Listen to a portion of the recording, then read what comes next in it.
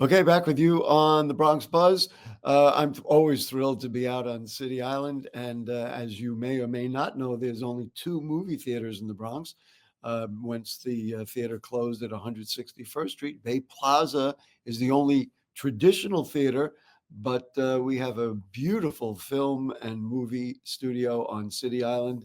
It is called Cinema on the Sound, and the manager is Jerry Landi, and Jerry joins us right now.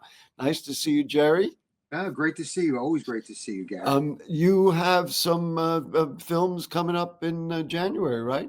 Yeah, the one thing I really want to promote is we're actually doing a silent film. It's an old experimental film with musical track being played live by a musician in the cinema. So we're going to be showing the movie, and we're going to have a musician playing the soundtrack live. So Wow. I've been trying to get somebody to do this for a long time. It's going to be on January 18th at the cinema. You could go to ticketleap.com, Cinema on the Sound, and get tickets ahead of time. But I'm looking forward to this because it's a real old experimental Japanese film, and the music is very eerie. So we had a test run the other day, and it was a lot of fun. So Wow. that's the big for January. What kind of music? Like, is somebody playing a guitar? It's a guy who does electronic music. He does right, with a keyboard. With the keyboards and everything. Wow. Yeah, so that's like old school, stuff. No, that's pretty exciting. I mean, I never thought about it, but the silent movies, they may have had musicians. I guess they did have musicians in the theater. Well, a couple of years ago, I went to the Seattle Film Festival, and there was a movie. It said Unknown, and the story was it was an old Lon Chaney movie called Unknown. They found it in the tent, but the thing is, they had a live orchestra in the movie theater playing with a bar cart. So I went. My wife went somewhere else. And I went by myself. I sat there. There was a bar cart coming up and down, and a full orchestra playing the soundtrack to the movie. It was one of these things. I said, "Well, this is the way it was in the early cinema. This is the way they did it." So what I'm trying to do is, a couple of people approach me, but then there's, you know how it is, Gary. Sometimes there's no follow through. But this guy Jeff came up to me during one of my screenings and said, "Would you be interested in doing this?" And I was like, "Oh yeah." I've been trying to do it for a long time. So that really sounds exciting. What reveals to me is that you're able to find these films, and you've got a whole lineup of films. How do you find these films? I guess you're part of a culture that gets into these independent movies and kind of offbeat sort of things, if I can call it that. yeah, I kind of, if you're a fan of my movies, you see where I get my inspiration from was from these offbeat movies, these movies that kind of fell through the cracks of society, but brought them, video brought them back. Ah, So my mission statement with the cinema was to have independent filmmakers come and screen their stuff, because after they do the film festival runs, they really have no outlet if they don't have distribution or. right. So my whole thing was get these people into my cinema, show their films, and introduce people to films that I grew up on that inspired me. And it's funny, we do this thing called Wacky Wednesdays, where I show all these crazy movies. And in the beginning, I was like, who's going to go for this? But it's amazing. We get people from all ages showing up. That most of my Wacky Wednesday audience are over 50. And they're watching these crazy movies from the 60s and 70s, and they're just having a grand old time. Wow. So, That's pretty exciting. So you just kind of find the films. well, I own a lot of them. Oh yeah, You own a lot of them. yeah. Wow. I have a giant library. Well, you So you were talking and sent us a copy of something called the Bronx Lore, and yes, you sent us a trailer for what is the Bronx Lore? Because we'll show that trailer, no problem. Bronx Lore is my new film, which I'm now entering into film festivals. It's I would like to. I always wanted to do an anthology film with stories that took place in the Bronx. And since I make horror movies, I said, well, let me do like horror movies in the Bronx and make an anthology film and have it Bronx lore, lore meaning, legend and all of this stuff and the things that people talk about in the shadows and the stories that are passed down.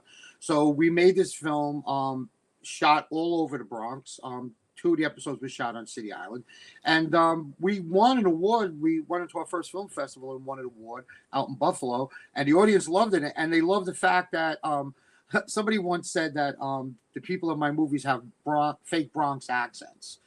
Fake Bronx accents? Yeah, I don't was know like, about you, Jerry. You got it. You're legit, man. I don't know that I you don't are. have an accent, Or, Gary. Everybody else does. I don't have. oh, okay. But you could tell when you go to certain places, people say, wow, you're from the Bronx or you're from New York City. Yeah, of course. So I wanted to make a movie that kind of reflected the stories of the Bronx. So we're good now. When is that going to be shown at the cinema on the? Well, we're putting it into the festival. The cinema, I think we showed it in the beginning. We did a test screening before I sent it out. I may show it again in the future. I'll advertise it. You could go to my Instagram site and Facebook, Jerry Landi. I promote all the stuff that goes on. All this stuff. And run the All sound. right. Well, let's all take a look. This is the trailer for Bronx Lore by a filmmaker, studio film theater manager, Jerry Landi. And here we go.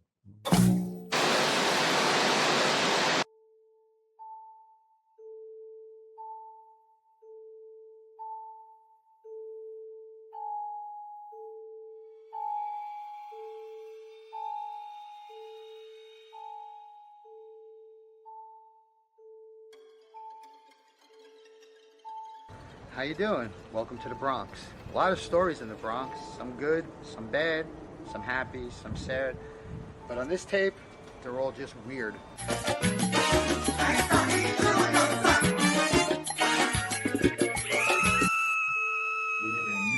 Children. You will kill them all.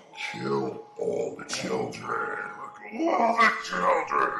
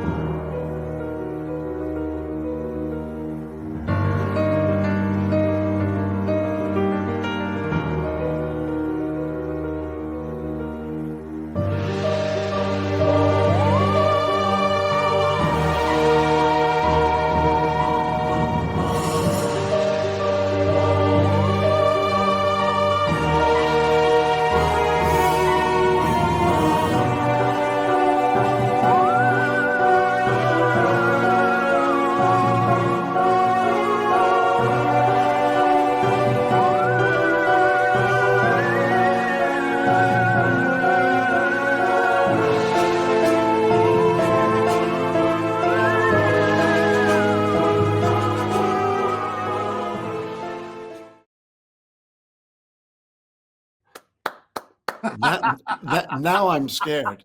Now I'm actually. That was unbelievable. I crack myself up sometimes.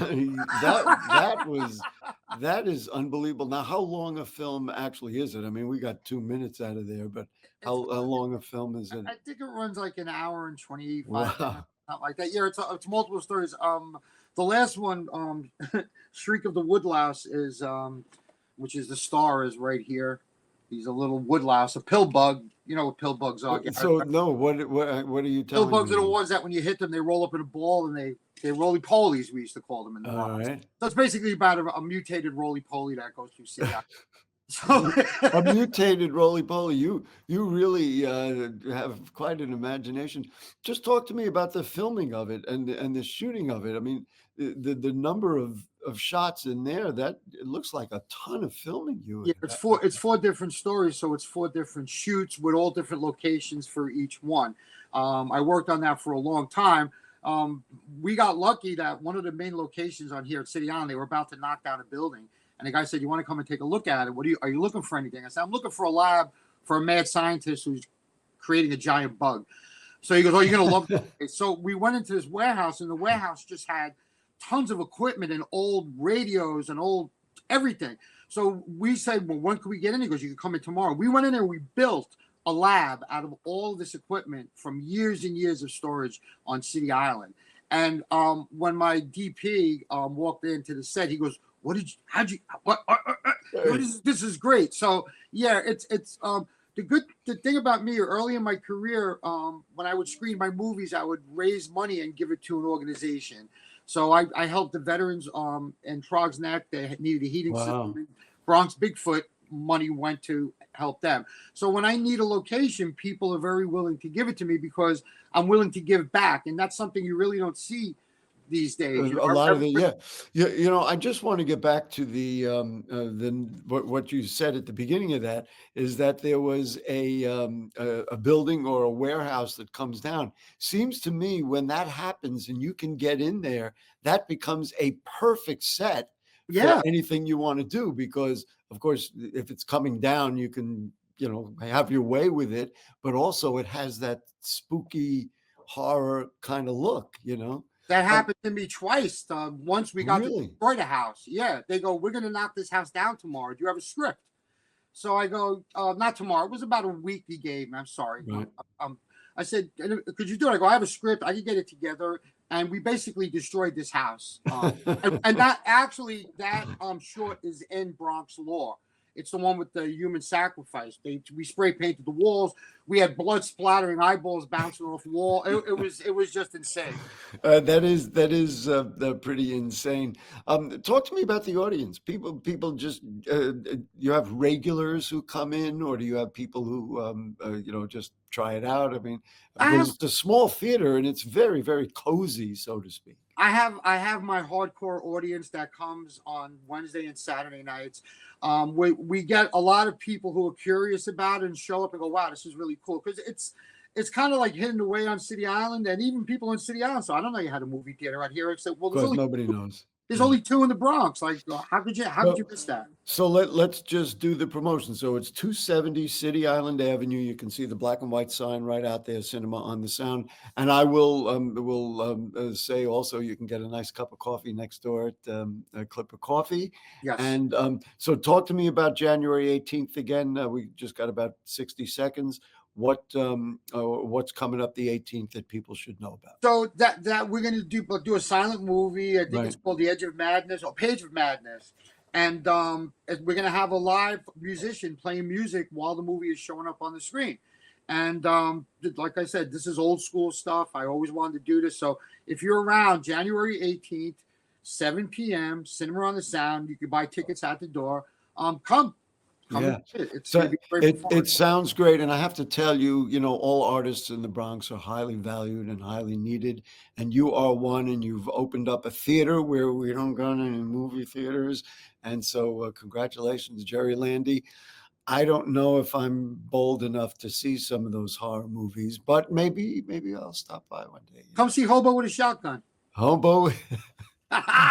Maybe I am the hobo with a shotgun. You never know. You're too good looking. Uh, You're not a hobo. so much, and I'm glad we got it done.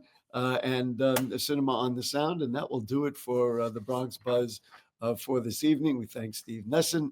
And if the curtain don't fall and the creek don't rise in one of Jerry's movies, I'll be back next week.